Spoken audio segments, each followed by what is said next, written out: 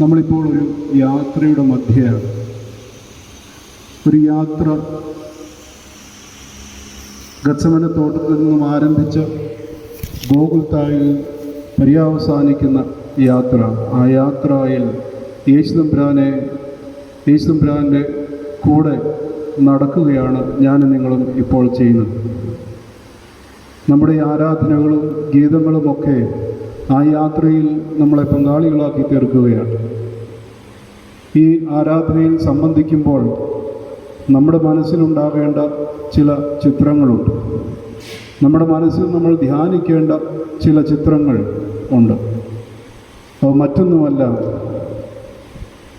സൗഖ്യദാന ശുശ്രൂഷകളും അനുഗ്രഹങ്ങളും ധാരാളമായി വാരി വിതറി സ്നേഹം മാത്രം വാക്കിലും പ്രവൃത്തിയിലും കാണിക്കുകയും സ്വന്തം ജനത്തെയും പുറജാതികളെയും ഒരുപോലെ മാറോട് ചേർത്ത് പിടിച്ച് ജീവിച്ച യേശുവിന് ഇന്നെന്ത് പറ്റി എന്ന് ചോദിക്കുവാനുള്ള നിമിഷങ്ങളാണ്. അവനെ അറിയാവുന്ന ജനം ഇന്ന് അവനെ വിസ്തരിക്കുകയാണ്. ഈ നീതിമാന്റെ രക്തത്തിൽ എനിക്ക് പങ്കില്ല എന്ന് പറഞ്ഞുകൊണ്ട് പീലാത്തോസ് കൈകൾ കഴുകുന്നു. അവൻ്റെ രക്തം ഞങ്ങളുടെ മേലും ഞങ്ങളുടെ മക്കളുടെ മേലും ഇരിക്കട്ടെ എന്ന് പറഞ്ഞുകൊണ്ട് യഹൂദജനം, അല്ലെങ്കിൽ യേശുതമ്പുരാൻ്റെ സ്വന്തം ജനം അവനെ വിധിക്കുകയാണ്. നീതിമാനായ യേശുവിന് പകരം കലഹക്കാരനായ കൊലപാതകിയായ ബാറാബായെ ഞങ്ങൾക്ക് വിട്ടുതരിക എന്ന് ആർത്തു വിളിക്കുന്ന ആ ചിത്രം നമ്മുടെ മനസ്സിലൂടെ പോകണം. യേശുതമ്പുരാനെ ക്രൂശിക്കുവാനായി പീലാത്തോസ് യഹൂദജനത്തിന് ഏൽപ്പിച്ചു കൊടുക്കുകയാണ്. അവർ യേശുതമ്പുരാനെ കൊണ്ടുപോയി നിസാരമായൊരു ശിക്ഷയൊന്നും കൊടുത്തല്ല യേശുതമ്പുരാനെ കുരിശിൽ തറച്ചത്. ചമ്മട്ടി കൊണ്ട് അടിക്കുന്ന ദൃശ്യം എൻ്റെയും നിങ്ങളുടെയും മനസ്സിലുണ്ടാകണം. ചാട്ടവാറുകൾ കൊണ്ട് ഓരോ അടി പുറത്ത് വീഴുമ്പോഴും പിതാക്കന്മാർ പ്രാർത്ഥനയിൽ എഴുതിയിരിക്കുന്നത് നിലമൊഴുതു മറിക്കുന്നത് പോലെ അവൻ്റെ ശരീരം കീറി മുറിഞ്ഞു എന്നാണ്. പാടത്ത് അല്ലെങ്കിൽ നിലം കാള കൊണ്ട് ഉഴുതുമറിക്കുന്നത് പോലെ ഓരോ ചാട്ടവാറടിയും കൊള്ളുമ്പോൾ മാംസം ഉഴുതുമറിയുകയാണ്. നിസാരമായ ചാട്ടവാറല്ല. ആ ചാട്ടവാറിൻ്റെ മുകൾ മുതൽ താഴെ വരെ ചൂണ്ട പോലുള്ള സാധനം അതിൽ ഘടിപ്പിച്ചിട്ടുണ്ട്. അത് വെച്ച് ആഞ്ഞടിക്കുമ്പോൾ ആ ചൂണ്ട മാംസത്തിൽ തറഞ്ഞിറങ്ങുകയും തിരിച്ചത് വലിക്കുമ്പോൾ അതുപോലെ മാംസം അതിനോട് ചേർന്ന് പറഞ്ഞു വരികയും ചെയ്യുന്ന ആ ദൃശ്യം എന്നെയും നിങ്ങളെയും ഈ ആരാധനയിൽ ധ്യാനിക്കുവാൻ തക്കോണം ഇടയാക്കണം. യേശുതമ്പുരാനെ പട്ടാള ക്യാമ്പിലേക്ക് കൊണ്ടുപോവുകയാണ്. അവൻ്റെ വസ്ത്രം അവിടെ അഴിച്ചു വെച്ച് അവിടെ ഒരു ചുവന്ന വസ്ത്രം ധരിപ്പിക്കുന്നു. തലയിൽ മുൾക്കിരീടം അടിച്ചിറക്കുകയാണ്. എന്നിട്ട് അവൻ്റെ കയ്യിൽ വലത് കയ്യിൽ ഒരു കോലും കൊടുത്തിട്ട് ആർത്തട്ടഹസിക്കുകയാണ്, യഹൂദന്മാരുടെ രാജാവേ ജയ ജയ, യഹൂദന്മാരുടെ രാജാവേ ജയ ജയ. അവൻ്റെ മുഖത്ത് തുപ്പുകയാണ്. നിന്ദിക്കാവുന്നവൻ്റെ പരമാവധി നിന്ദിച്ചുകൊണ്ടാണ് യേശുതമ്പുരാനെ അവർ ശിക്ഷിക്കുന്നത്. They mock Jesus to their maximum. തലയിൽ നിന്നും രക്തം വാർന്ന് ഒഴുകിക്കൊണ്ടിരിക്കുകയാണ്. അവൻ്റെ തലയ്ക്ക് അവർ അടിച്ചു. യേശുതമ്പുരാൻ വേദന കൊണ്ട് പുളയുമ്പോൾ ഇവനെ ക്രൂശിക്കുക, ക്രൂശിക്കുക, ബാറാബായെ ഞങ്ങൾക്ക് വിട്ടുതരിക എന്ന് അവർ ആർത്തു വിളിക്കുകയാണ്. ഇതൊക്കെ സംഭവിക്കുമ്പോഴും നീ എവിടുത്തുകാരനാണ്, നീ മശിഹായാണോ, നീ രക്ഷകനാണോ എന്നൊക്കെയുള്ള ചോദ്യം യേശുതമ്പുരാനോട് ചോദിക്കുമ്പോഴും ഒന്നും മിണ്ടാതെ പ്രവാചകന്മാർ നേരത്തെ മുൻകൂട്ടി കാണിച്ച അറുക്കപ്പെടുവാനുള്ള കുഞ്ഞാട് താനാണെന്നു എന്ന ദൃഷ്ടാന്തം നിറവേറ്റുവാനായി യേശുതമ്പുരാൻ മൗനമായി നിന്നു എന്ന് തിരുവെഴുത്ത് സാക്ഷിക്കുന്നു. ഇത്രയും ജനങ്ങൾ ആർത്തു വിളിക്കുമ്പോൾ, അവനെ ക്രൂശിക്കുക ക്രൂശിക്കുക എന്ന് പറഞ്ഞുകൊണ്ട് ജനമാർത്തു വിളിക്കുമ്പോൾ യേശുതമ്പുരാൻ അവരുടെ മുൻപാകെ അറുക്കപ്പെടുവാനുള്ള കുഞ്ഞാടിനെ പോലെ മൗനമായി നിൽക്കുകയാണ്. റോമ പട്ടാളക്കാരുടെ അടിയുമേറ്റ് കീറിപ്പറഞ്ഞ ശരീരവുമായി തന്നേക്കാൾ ഭാരമേറിയ കുരിശുമായി തീരെ അവശനായിട്ട് യേശുദമ്പുരാൻ ഗോകുൽത്തായുടെ മുകളിലേക്ക് നടന്നു നീങ്ങുകയാണ്. ഈ യാത്രയിൽ കുറച്ചുപേർ യേശുദമ്പുരാനെ അനുഗമിക്കുന്നു. കുറച്ചുപേർ യേശുദമ്പുരാനോട് ചേർന്ന് ഈ യാത്രയിൽ അനുയായികളായിത്തീരുന്നു. A huge crowd was following Jesus Christ to Golgotha. അവരെ 4 കൂട്ടങ്ങളായിട്ട് നമുക്ക് തരംതിരിക്കുവാനായിട്ട് സാധിക്കും. യേശുദമ്പുരാനോട് ചേർന്ന് ഗോകുൽത്തായിലേക്ക് നടന്നു നീങ്ങിയ ജനസമൂഹത്തെ 4ആയിട്ട് തരംതിരിച്ച് ഈ സമയം ഈ ആരാധനയിൽ അവനോടൊപ്പം ഗോകുൽത്തായിലേക്ക് മനസ്സുകൊണ്ട് യാത്ര ചെയ്യുന്ന ഞാനും നിങ്ങളും ഏത് ഗണത്തിൽപ്പെട്ടവരാണ് എന്ന് സ്വയത്തെ പരിശോധിക്കുവാൻ തക്കവണ്ണം ഒരുമിച്ച് ദൈവസന്നിധിയിൽ ശരണപ്പെടുകയാണ്. ഒന്നാമതായിട്ട് വിശുദ്ധ ലൂക്കോസിന്റെ സുവിശേഷം 23-ാം അധ്യായം 1-ാം വാക്യത്തിൽ നമ്മൾ ഒരു വ്യക്തിയെ കാണുന്നുണ്ട്. കുറേനക്കാരനായ ശീമോൻ. കുറേനക്കാരനായ ശീമോന്റെ പ്രത്യേകത എന്തായിരുന്നു? അവൻ പെസഹ പെരുന്നാൾ കാണുവാൻ തക്കവണ്ണം അവൻ്റെ നാട്ടിൽ നിന്നും വന്നു എന്ന് മാത്രമേ അവൻ അങ്ങനെ ഒരു തെറ്റ് അവൻ ചെയ്തു. തളർന്ന് വിവശനായി ഭാരമേറിയ കുരിശുമായി രക്തം മുഴുവൻ വാർന്നൊലിച്ചുകൊണ്ട് താങ്ങാനാവാത്ത ഭാരവുമായി നടന്നു നീങ്ങുന്ന യേശുദമ്പുരാൻ അങ്ങനെ നടത്തിക്കൊണ്ടു പോകുന്ന കൊലയാളികളെയും കള്ളന്മാരെയും ഒക്കെ അവർ വീണു പോകുമ്പോൾ അവിടെ ചുറ്റും കൂടി നിൽക്കുന്ന ആരെയെങ്കിലും നിർബന്ധിച്ച് അവരെ താങ്ങിക്കൊടുക്കുന്ന ഒരു പതിവ് റോമ പടയാളികൾക്കുണ്ടായിരുന്നു. അങ്ങനെ ഇത് കാണുവാൻ തക്കവണ്ണം വന്നു നിന്ന ഒരു വ്യക്തിയായിരുന്നു ആര്? കുറേനക്കാരനായ ശീമോൻ. അവൻ നിർബന്ധിക്കപ്പെടുകയാണ്. എന്തിനു വേണ്ടി? വീണിട്ട് എഴുന്നേൽക്കുവാൻ വയ്യാതെ വേദന കൊണ്ട് പുളയുന്ന തമ്പുരാൻ്റെ കുരിശൊന്ന് താങ്ങിക്കൊടുക്കുവാൻ തക്കവണ്ണം റോമ പടയാളികൾ അവനെ നിർബന്ധിക്കുകയാണ്. ആരും സഹായത്തിനില്ലാത്ത യേശുദമ്പുരാനെ സഹായിപ്പാൻ തക്കവണ്ണം കുറേനക്കാരനായ ശീമോൻ നിർബന്ധിതനാവുകയാണ്. He was a man from North Africa, from a place called Cyrene. North ആഫ്രിക്കയിലുള്ള സിറീൻ എന്ന് പറയുന്ന പട്ടണത്തിൽ നിന്നും പെസഹ പെരുന്നാൾ ആചരിക്കുവാൻ തക്കവണ്ണം കടന്നു വന്നിരുന്ന ഒരു വ്യക്തിയാണ് ഈ കുറേനക്കാരനായ ശീമോൻ. യേശുവുമായി യാതൊരു ബന്ധവുമില്ല. യേശുവിനെ അവൻ അറിയത്തുപോലുമില്ല. പക്ഷെങ്കിൽ അവിടെ എന്താണ് സംഭവിക്കുന്നത് എന്ന് നോക്കുവാൻ തക്കവണ്ണം അവിടേക്ക് കടന്നു വന്ന അവനെ നിർബന്ധിച്ച് ഈ കുരിശ് വഹിക്കുവാൻ തക്കവണ്ണം റോമ പടയാളികൾ ഇടയാക്കുകയാണ്. നിർബന്ധം കൊണ്ട് കുരിശ് വഹിക്കപ്പെടേണ്ട വന്ന ഒരു വ്യക്തി എന്ന നിലയിൽ ഈ കുറേനക്കാരനായ ശീമോനോട് നമുക്ക് ഏതെങ്കിലും രീതിയിൽ എപ്പോഴെങ്കിലും സാമ്യം ഉണ്ടാകാറുണ്ട്. അവൻ ഓടി രക്ഷപ്പെടുവാൻ തക്കവണ്ണം ആഗ്രഹിച്ചു കാണത്തില്ലേ? ഇത്രയും ഭാരമേറിയ കുരിശ്. ഈ യേശുവിനെ തന്നെ നോക്കിയാൽ ഭയമുളവാകും. ദയയേക്കാൾ ഉപരി ഭയമുളവാകും. കാരണം ശരീരമാകമാനം കീറിമുറിഞ്ഞ നിലയിലാണ്.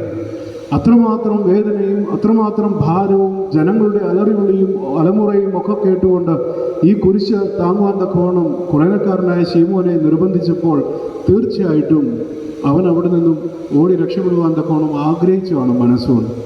പക്ഷെങ്കിൽ അവിടെ പടയാളികളുടെ നിർബന്ധത്തിന് വഴങ്ങി കുറേനക്കാരനായ ശീമോൻ യേശുവിൻ്റെ കുരിശ് വഹിക്കുകയാണ്. Do we represent Simon the Cyrene? ഈ കുറേനക്കാരനായ ശീമോനെ നമ്മൾ പ്രതിനിധീകരിക്കുന്നുണ്ടോ ഇല്ലയോ എന്നൊന്ന് ചിന്തിച്ച് നോക്കുക. ക്രിസ്ത്യാനിയായി പോയതിൻ്റെ നിർബന്ധം കൊണ്ടാണോ ഇനി ആരാധനയിൽ സംബന്ധിക്കുന്നത്? ഞാനും നിങ്ങളും നമ്മൾ വലിയ സുവിശേഷ പ്രവർത്തനമൊന്നും ചെയ്തിട്ടല്ല. ജനിച്ചത് ക്രിസ്തീയ കുടുംബത്തിലായതുകൊണ്ട്, ക്രിസ്തീയ മാതാപിതാക്കളിൽ ജനിച്ചതുകൊണ്ട് ക്രിസ്ത്യാനികളായി പോയവരാണ്, അല്ലേ? ക്രിസ്ത്യാനികളായി ജീവിക്കുന്നു എന്നതിനേക്കാൾ ഉപരി ക്രിസ്ത്യാനികളായി പോയതുകൊണ്ട് അങ്ങനെ അങ്ങ് തുടരുന്നു എന്ന് മാത്രം. എവിടെയൊക്കെയോ എന്തൊക്കെയോ ഇതുകൊണ്ട് എന്തൊക്കെയോ നിർബന്ധങ്ങളുള്ളത് കൊണ്ട് ഞാനും നിങ്ങളും ഇന്ന് ഈ ആരാധനയിൽ സംബന്ധിക്കുന്നു എന്നതിനേക്കാൾ ഉപരി, ഇവിടെ എന്ത് നടക്കുന്നു എന്നത് കാണുന്നതിനേക്കാൾ ഉപരി, ഇവിടെ പാർട്ടിസിപ്പേറ്റ് ചെയ്യുന്നതിനേക്കാൾ ഉപരി നമ്മുടെ ജീവിതത്തിൽ യേശുവിൻ്റെ കുരിശ് എന്തെങ്കിലും അർത്ഥമാക്കുന്നുണ്ട്. കുറേനക്കാരനായ ശീമോന് യേശു തമ്പുരാനുമായിട്ട് യാതൊരു ബന്ധവുമില്ല, യേശുവിനെ അറിയാൻ പോലും പറ്റുന്നില്ല. യേശുവിനെ അറിയാത്തവനായ കുറേനക്കാരനെ ശീമോൻ ഈ കുരിശ് വഹിക്കുവാനായിട്ട് നിർബന്ധിതനാകുമ്പോൾ ഞാനും നിങ്ങളും ചെറുപ്പം മുതലേ യേശുവിനെ അറിയുന്നു എന്ന് നടിക്കുന്നു എന്നതിനേക്കാൾ ഉപരി ശരിയായ അർത്ഥത്തിൽ യേശുവിനെ അറിയുന്നുണ്ട്. എനിക്ക് ഇന്ത്യൻ പ്രധാനമന്ത്രിയെ അറിയാം എന്ന് പറയുന്നതും എൻ്റെ അപ്പനെ അറിയാം എന്ന് പറയുന്നതും എൻ്റെ ഭാര്യയെ അറിയാം എന്ന് പറയുന്നതും തമ്മിൽ എന്തെങ്കിലും വ്യത്യാസമുണ്ടോ? എന്തെങ്കിലും വ്യത്യാസമുണ്ടോ? എനിക്ക് ഇന്ത്യൻ പ്രൈം മിനിസ്റ്ററിനെ അറിയാം എന്ന് പറയുന്നതും എന്നെ ജനിപ്പിച്ച എൻ്റെ പിതാവിനെ അറിയാം എന്ന് പറയുന്നതും എൻ്റെ ജീവിത പങ്കാളിയായി ദൈവം നൽകിയിരിക്കുന്ന ജീവിത പങ്കാളിയെ അറിയാമെന്ന് പറയുന്നതും ആ അറിവിന് ഒരു വ്യത്യാസമുണ്ട്, പല തലങ്ങളുണ്ടല്ലേ. അപ്പോൾ നമ്മളും ജനിച്ചത് ക്രിസ്ത്യാനികളായിട്ടാണ് എന്നുള്ളത് കൊണ്ട് ക്രിസ്തുവിനെ അറിയാം. അതിനേക്കാൾ ഉപരിയായിട്ട് ക്രിസ്തുവിനെ യഥാർത്ഥമായിട്ട് നമ്മൾ ഏത് തലത്തിലാണ് അറിയാമെന്ന് പറയുന്നത് എന്ന് സ്വയത്തോടൊന്ന് ചോദിച്ചു നോക്കുക. ആ ഒരു നിർബന്ധം കൊണ്ട് വെറും ക്രിസ്ത്യാനിയായി ചെറുപ്പം മുതലേ സൺഡേ സ്കൂൾ പഠിച്ച് ക്രിസ്തുവിനെ അറിയാം എന്നുള്ളത് കൊണ്ട് ആ നിർബന്ധത്താലാണോ ഇവിടെ ഇരിക്കുന്നത്? മറിച്ച് എനിക്ക് വേണ്ടി ജീവൻ നൽകിയ, അവൻ്റെ രക്തത്താൽ എന്നെ കഴുകിയ, മകൻ എന്ന നിലയിൽ എന്നെ ഉയർത്തിയ, ദാസൻ എന്ന നിലയ്ക്ക് ഉപരിയായിട്ട് തൻ്റെ മകനെന്ന നിലയിലേക്ക് ഉയർത്തിയ കഷ്ടാനുഭവത്തിൽ പങ്കുചേരുവാൻ തക്കവണ്ണം യേശുവിനെ അറിഞ്ഞുകൊണ്ട് മശിഹായാണെന്ന് തിരിച്ചറിഞ്ഞുകൊണ്ട് രക്ഷകനാണെന്ന് ഹൃദയത്തിൽ വിശ്വസിച്ചുകൊണ്ടാണോ ഈ ആരാധനയിൽ സംബന്ധിക്കുന്നത് എന്നുള്ളത് ചിന്തിച്ചു നോക്കുക. ഈ കുറേനക്കാരനായ ശീമോൻ യേശു തമ്പുരാനോടൊന്നും മിണ്ടുന്നില്ല. യേശു കുറേനക്കാരനായ ശീമോനോട് ഒന്നും പറയുന്നില്ല. യേശുവും ഏന്തി ഇവൻ്റെ പിന്നാലെ ഈ കുരിശിനോട് ചേർന്ന് നടക്കുകയാണ്. യേശു തമ്പുരാൻ്റെ നോട്ടം ഈ കുറേനക്കാരനായ ശീമോൻ്റെ കണ്ണിലേക്ക് പതിക്കുകയാണ്. അവിടെ അവൻ രൂപാന്തരം പ്രാപിക്കുകയാണ്. യേശുവിൻ്റെ നോട്ടം കുറേനക്കാരനായ ശീമോനിലേക്ക് ഭവിച്ചപ്പോൾ അവന് രൂപാന്തരം ഉണ്ടാകുന്നു. ഇന്ന് ഈ ആരാധനയിൽ സംബന്ധിക്കുന്ന ഞാനും നിങ്ങളും കുരിശിലേക്ക് നോക്കുമ്പോൾ, കുരിശിനോട് ചേർന്ന് നടക്കുന്നുവെന്ന് അഭിമാനിക്കുമ്പോൾ, അത് നടിക്കുമ്പോൾ യേശു എന്നെ നോക്കുന്നുണ്ട് എന്നുള്ള ആ ഒരു തലത്തിലേക്ക് നമ്മുടെ ആരാധന മാറുന്നുണ്ടോ? എൻ്റെ ഉള്ളം യേശുവിന് വേണ്ടി അല്ലെങ്കിൽ യേശുവിൻ്റെ നോട്ടത്താൽ രൂപാന്തരം പ്രാപിക്കുന്നു എന്നുള്ളത് നമുക്ക് തിരിച്ചറിയുവാനായിട്ട് സാധിക്കുന്നുണ്ടോ? ഈ കുറേനക്കാരനായ ശീമോൻ പിൽക്കാലത്ത് യേശുവിൻ്റെ ശിഷ്യനായി മാറിയെന്നും കുറേനക്കാരനായ ശീമോനും അവൻ്റെ കുടുംബവും യേശുവിൻ്റെ സുവിശേഷം അറിയിക്കുവാൻ തക്കവണ്ണം അവരുടെ ജീവിതം സമർപ്പിച്ചുവെന്നും പിതാക്കന്മാർ രേഖപ്പെടുത്തുന്നു. നമ്മൾ എത്രയോ ആരാധനകളിൽ സംബന്ധിച്ചു. നമ്മുടെ ആയുസ്സിനൊത്ത് നമ്മൾ ഇതുവരെ എത്ര വയസ്സുണ്ടോ അത്രയും ദുഃഖവെള്ളിയാഴ്ച, വലിയ വെള്ളിയാഴ്ച നമ്മൾ പങ്കുചേർന്നു. അത്രയും പുനരുത്ഥാന പെരുന്നാളുകൾ നമ്മൾ പങ്കുചേർന്നു. എത്രയെത്ര പെരുന്നാളുകൾ നമ്മൾ പങ്കുചേർന്നു. ഒരു രൂപാന്തരം എൻ്റെ നിങ്ങളുടെയും ജീവിതത്തിൽ ഉണ്ടായിട്ടുണ്ടോ?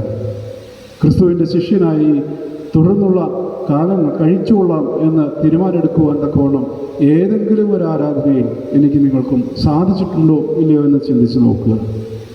രണ്ടാമതായിട്ട് യേശുവിനോട് ചേർന്ന് നടക്കുന്ന ഒരു കൂട്ടം ആൾക്കാർ എന്ന് പറയുന്നത് Devar sympathetic Christians, sympathetic crowd. എന്താ സിമ്പതി എന്ന് പറഞ്ഞാൽ? സിമ്പതി എന്ന് പറഞ്ഞാൽ എന്നാ?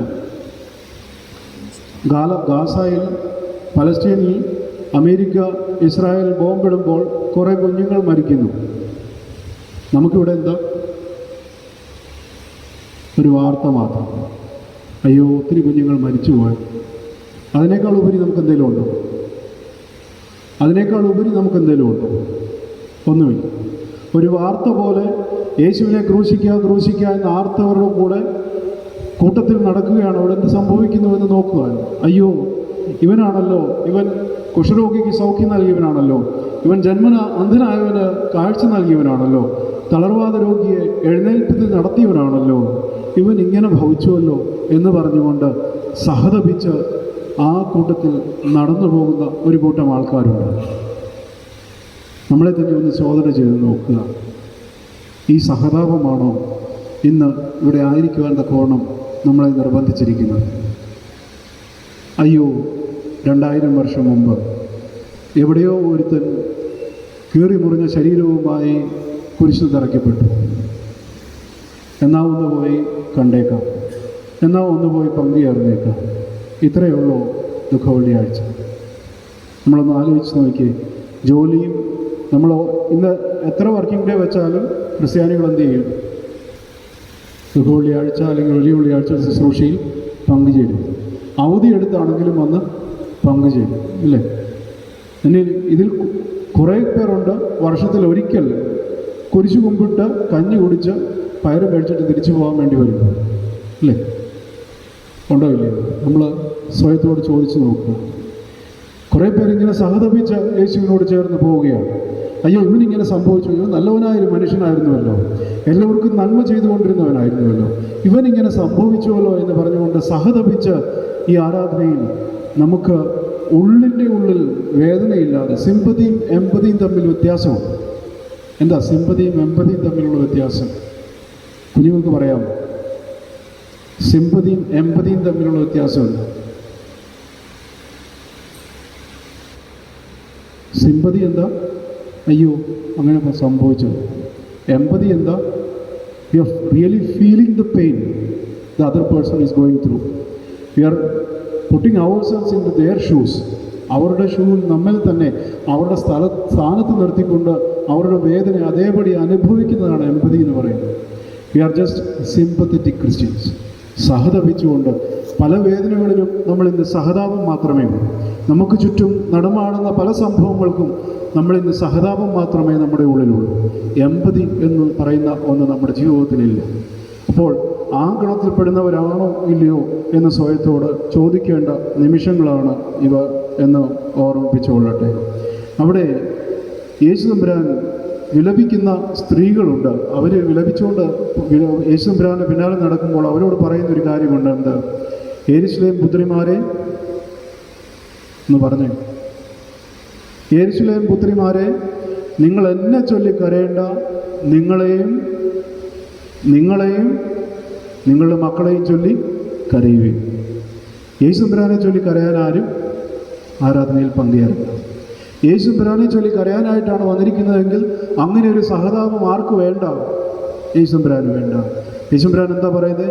നിങ്ങളെ ചൊല്ലി കരയുക, നിങ്ങളുടെ ഉള്ളം നോക്കി കരയുക. നിങ്ങൾ എന്നോടൊപ്പം യാത്ര ചെയ്യുന്നുണ്ട് എങ്കിലും നിങ്ങളുടെ ഹൃദയം എൻ്റെ അടുക്കലുള്ളതാണ്. എന്നോട് ചേർന്നാണോ നിങ്ങൾ നടക്കുന്നത്? എൻ്റെ വേദന നിങ്ങൾ അനുഭവിക്കുന്നുണ്ടോ? ഞാൻ നിങ്ങൾക്ക് വേണ്ടിയാണ് വേദന അനുഭവിക്കുന്നതും ഈ വേദനയിൽ പങ്കുചേരുമ്പോൾ നിങ്ങൾ ആ ബോധ്യം നിങ്ങൾക്കുണ്ടോ? നിങ്ങളെ ചൊല്ലി കരയുക. വീണ്ടും പറയുന്നു, നിങ്ങളുടെ മക്കളെ ചൊല്ലി കരയുക. വരുവാനിരിക്കുന്ന തലമുറകളെ ഓർത്ത് കണ്ണുനീരോടെ പ്രാർത്ഥിക്കുവാനുള്ള ഉത്തരവാദിത്വം ആർക്കുണ്ട്? എനിക്ക് നിങ്ങൾക്കുമുണ്ട്. അത് ഓർത്ത് പ്രാർത്ഥിച്ചുകൊള്ളുവാനുള്ള ഒരു വലിയ വാർണിംഗ് കൂടിയാണ് യേശു തമ്പുരാൻ കുരിശെടുത്തുകൊണ്ട് നടക്കുമ്പോഴും നൽകുന്നത്. നിങ്ങളെ ചൊല്ലി നിങ്ങൾക്കറിയണം, വരുവാനിരിക്കുന്ന ഭാവിയെ ചൊല്ലിയും നിങ്ങൾക്കറിയണം. എന്നെ ചൊല്ലി നിങ്ങളാരും കരയണ്ട. ഞാൻ ഈ അനുഭവിക്കുന്ന വേദന എനിക്ക് വേണ്ടിയല്ല. ആർക്ക് വേണ്ടിയാണ്? നിങ്ങൾക്ക് വേണ്ടിയാണ്. അതുകൊണ്ട് നിങ്ങളെ ചൊല്ലി നിങ്ങളുടെ മനസ്താപത്തെ, നിങ്ങളുടെ പശ്ചാത്താപം, ആ കണ്ണുനീര് വേണം പുറത്തു വരുവാൻ. നിങ്ങളുടെ സന്തതി പരമ്പരകളെ, വരും തലമുറകളെ ഓർത്ത് നിങ്ങൾക്കറിയണം. ഈ കണ്ണുനീരാണ് യേശു തമ്പുരാൻ ഈ ആരാധനയിൽ സംബന്ധിക്കുമ്പോൾ എന്നിൽ നിന്നും നിങ്ങളിൽ നിന്നും ആഗ്രഹിക്കുന്നത്. മൂന്നാമതായിട്ട് ഒരു കൂട്ടം ഉള്ള എന്ന് പറയുന്നത് they were mocking crowd അല്ലെങ്കിൽ മോക്കിംഗ് ക്രിസ്ത്യൻസ്. പരിഹാസത്തോടെ യേശുവിനെ സമീപിക്കുന്നവർ, പരിഹാസത്തോടെ ഇക്കൂട്ടത്തിൽ നിന്ന് നിലകൊള്ളുന്നവർ, പരിഹാസത്തോടെ ക്രൂശിനോട് ചേർന്ന് നടക്കുന്ന ഒരു കൂട്ടം ആൾക്കാരുണ്ട്. നിർദോഷികളായ, ഒരു തെറ്റും ചെയ്യാത്ത, ഞങ്ങൾക്ക് നന്മപാത്രം ചെയ്ത യേശുവിനെ മൃഗീയമായി പീഡിപ്പിക്കുന്നതും കണ്ടുനിന്ന ഒരു പൊതുജനം. അവരുടെ എന്തെങ്കിലും അവർ പ്രതികരിക്കുന്നുണ്ടോ? അവരുടെ പ്രതികരണം ആ സമൂഹത്തിൻ്റെ ഒഴുക്കിനോട് ചേർന്നുള്ള പ്രതികരണമാണ്, ഇല്ലേ? കുറച്ച് പേർ പറഞ്ഞു, ആരാണ് യേശുവിനെ ഒരു എതിരാളിയായി ആക്ച്വലി കണ്ടത്? ആരാ? Who was the actual rival for Jesus Christ? The Pharisees and the Sadducees, അല്ലേ? പരീശന്മാരും സാദുക്യരുമാണ് യേശുവിൻ്റെ പിന്നാലെ ജനം മുഴുവനും പോകുന്നു, ഞങ്ങളുടെ പിന്നാലെ ആരും ഉണ്ടാകുകയില്ല എന്ന് ഭയന്ന് യേശുവിനെ ഇല്ലായ്മ ചെയ്യുവാൻ തക്കവണ്ണം ഗൂഢാലോചന നടത്തിയത് ആരാ?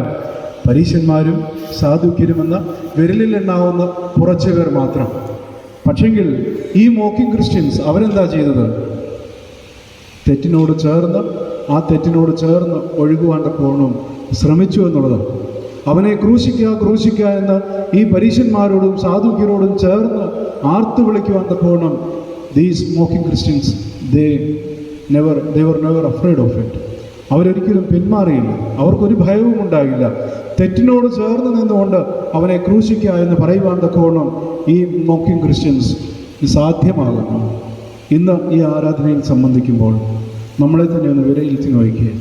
നമ്മുടെ സമൂഹത്തിൽ നമുക്ക് ചുറ്റും എത്രയോ തെറ്റുകൾ നമ്മുടെ സഹോദരങ്ങളോട്, നമ്മുടെ വേണ്ടപ്പെട്ടവരോട്, ക്രിസ്ത്യാനികളോട്, നമ്മുടെ സമൂഹത്തിലുള്ളവരോട്, താഴ്ന്ന ജാതിക്കാരോട്, മറ്റ് മതത്തിലുള്ളവരോട് ഒക്കെ എത്രയോ തെറ്റുകൾ പല ഇടങ്ങളിലായിട്ട് നടമാടുന്നുണ്ട്. ഏതെങ്കിലും രീതിയിൽ നമുക്കതിനോട് പ്രതികരിക്കുവാൻ സാധിച്ചിട്ടുണ്ടോ? ഏതെങ്കിലും രീതിയിൽ വാക്കുകൾ കൊണ്ടോ പ്രവൃത്തി കൊണ്ടോ അങ്ങനെ പീഡിതരായിരുന്നവരെ ഒന്ന് ആശ്വസിപ്പിക്കുവാനെങ്കിലും എനിക്ക് നിങ്ങൾക്കും സാധിച്ചിട്ടുണ്ടോ? ഇല്ല എങ്കിൽ we are part of the mocking Christians. പുരുഷനെ പരിഹസിക്കുന്ന മോക്കിംഗ് ക്രിസ്ത്യൻസായി ഞാനും നിങ്ങളും ഇന്ന് സമൂഹത്തിൽ നിലകൊള്ളുകയാണ്. തെറ്റിനോട് പ്രതികരിക്കുവാൻ സാധ്യമാകാതെ, തെറ്റിനെ ചൂണ്ടിക്കാണിക്കുവാനുള്ള ധൈര്യം കാട്ടാതെ, അതിനുള്ള ഗട്ട്സ് ഇല്ലാതെ കുരിശിനെ പരിഹസിക്കുന്നവരോട് ചേർന്ന് അവനെ ക്രൂശിക്കുക എന്ന് ആർത്തു വിളിക്കുന്ന സമൂഹത്തോട് ചേർന്ന് ഞാനും നിങ്ങളും ഇന്ന് നടക്കുകയാണ്. നാലാമത് ഒരു കൂട്ടം ഉള്ളത് 2 കള്ളന്മാരാണ്. ആദ്യമേ കുറേനക്കാരനായ ശീമോൻ, രണ്ടാമത് സിമ്പതി കാണിച്ച് യേശുവിനോട് സഹതപിച്ച് യേശുവിനോട് ചേർന്ന് നടക്കുന്നവർ, മൂന്നാമതായിട്ട് തെറ്റിനോട് ചേർന്ന് പരിഹാസ്യമായി യേശുവിനെ പരിഹസിച്ചുകൊണ്ട് അവനെ നശിപ്പിക്കുവാൻ തക്കവണ്ണം ഗൂഢാലോചന ചെയ്തവരോട് ചേർന്ന് നടക്കുന്ന ഒരു കൂട്ടം ആൾക്കാർ, നാലാമതായിട്ട് 2 കള്ളന്മാർ, യേശുവിൻ്റെ വലതുവശത്തും ഇടതുവശത്തുമായി കുരിശിക്കപ്പെട്ട 2 കള്ളന്മാർ. യെശയ്യാ പ്രവചനം 53-ാം അധ്യായം 12-ാം വാക്യത്തിൽ പറയുന്നു, അവൻ അതിക്രമക്കാരോടുകൂടി എണ്ണപ്പെട്ടു. ഈ 2 കുരിശിൽ കിടക്കുന്ന വ്യക്തികളുമായിട്ട് എന്തെങ്കിലും സാമ്യം യേശുമ്പുരാനുണ്ടോ? മനുഷ്യനാണ് എന്നതിനേക്കാൾ ഉപരിയായി ഏതെങ്കിലും സാമ്യം നേച്ചർ വൈസോ, ബിഹേവിയർ വൈസോ, ക്യാരക്ടർ വൈസോ യേശുമ്പുരാന് സാമ്യമുണ്ടോ? ഇല്ല. എങ്കിലും യേശുതമ്പുരാൻ എന്ത് ചെയ്യപ്പെടുകയാണ്? അവരുടെ മധ്യേ കുരിശിക്കപ്പെടുകയാണ്. ഈ 2 കള്ളന്മാരും അവർ തമ്മിൽ സംസാരിക്കുന്നുണ്ട്. നമ്മൾ അടുത്ത നമസ്കാരത്തിന് ശേഷം കള്ളന്മാരുടെ സംവാദം നമ്മൾ കേൾക്കും. നമുക്കതെന്താ? വിശ്രമത്തിനുള്ള 10 മിനിറ്റ് അല്ലേ? അതിൽ കൂടുതൽ നമുക്ക് എന്തെങ്കിലും ഉണ്ട്? ഇത്രയും നേരം നിന്ന് ആരാധനയിൽ പങ്കേറുന്ന അല്പനേരം ഇരിക്കാനുള്ള ഒരു സമയം. അതിനേക്കാൾ ഉപരി ആ കള്ളന്മാരുടെ സംവാദം, അതിൻ്റെ വരികൾ എന്നെ നിങ്ങളെയും സ്പർശിക്കുന്നുണ്ട്. വലതുവശത്തെ കള്ളനും ഇടതുവശത്തെ കള്ളനും തമ്മിൽ സംസാരിച്ച് തർക്കിക്കുകയാണ്. വലതുവശത്തെ കള്ളൻ പറയുന്നവൻ നമ്മളെപ്പോലെ അല്ല, നമ്മളെപ്പോലെ ഒരു കുറ്റവും ചെയ്തിട്ടില്ല, ഇവനിത് അർഹിക്കുന്നില്ല, എങ്കിലും ഇവൻ നമുക്ക് വേണ്ടിയാണ് നമ്മളോട് ചേർന്ന് കുരിശിക്കപ്പെട്ടിരിക്കുന്നത് എന്ന് പറഞ്ഞുകൊണ്ട് മറ്റേ കള്ളനെ ഒന്ന് അനുനയിപ്പിക്കാൻ, ഒന്ന് മനം തിരിപ്പിക്കുവാൻ തക്കോണം ശ്രമിക്കുകയാണ്. ഇടതേ കള്ളൻ എന്താ ചെയ്യുന്നത്?